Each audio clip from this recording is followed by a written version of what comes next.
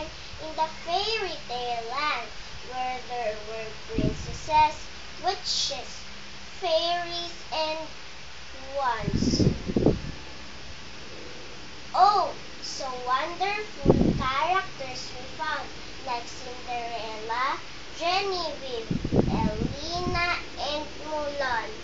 Stories of courage, truth, justice, and peace are learned. Surely, not only the kids, but all will be amazed. Let's start with Cinderella, whose story everybody has heard.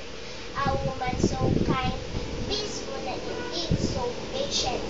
Instead of fighting back, her mean-stepping mom and stepsisters learned to live with peace and obedience. Oh, Genevieve, Elena,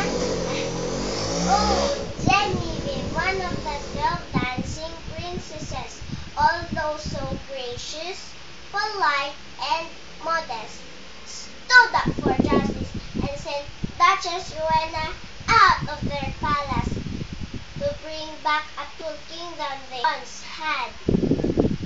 Elena's courage helped achieve peace and harmony, defended Fairytopia from evil Laverna and her army, never wanting the abundant land be destroyed. She did everything so that love would be restored.